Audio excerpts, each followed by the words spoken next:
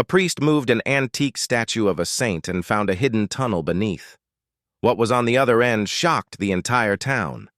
Father Thomas O'Reilly had served St. Augustine's parish for nearly 20 years, yet nothing in his quiet routine prepared him for what he uncovered that afternoon. Renovations were underway inside the old sanctuary, and workers had just finished sliding the heavy St. Jude statue away from its usual place near the altar.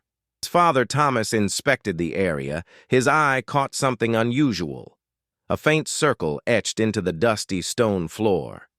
He knelt, brushing the dust aside until his fingers closed around a rusted iron ring embedded in the slab. With a hesitant breath, he pulled. The stone resisted, then lifted with a deep, ancient groan, releasing a wave of cold, stagnant air that smelled like forgotten centuries. Beneath the slab lay a narrow stone staircase spiraling straight into darkness. Understanding the potential historical and possibly spiritual significance of this discovery, Father Thomas immediately contacted Dr. Carl Sanders, a local historian who specialized in lost religious architecture. When Dr. Sanders arrived and examined the hidden entrance, his expression shifted from curiosity to awe. "This predates the church," he murmured. "This could be medieval, maybe even older." Armed with flashlights, the two men descended into the unknown.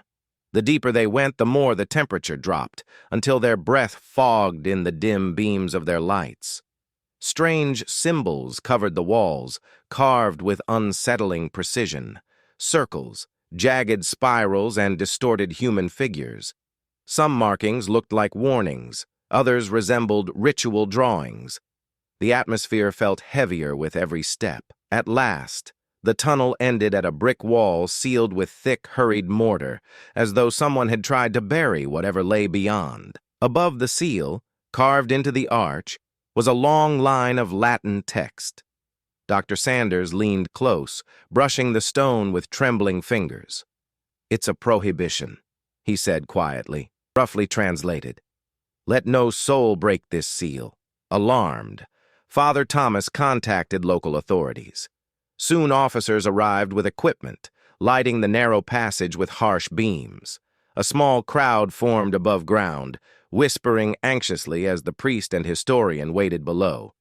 An officer steadied a heavy breaching tool against the ancient barrier. The first strike echoed like thunder. The second sent dust raining from the ceiling. On the fifth blow, the wall split. With one final hit, it collapsed entirely. A burst of thick dust filled the tunnel, forcing everyone to cover their faces. Slowly, the air cleared. Then the flashlights illuminated the space beyond. Every officer, every historian, even Father Thomas himself, gasped in absolute shock at what lay inside. Like if you want part 2,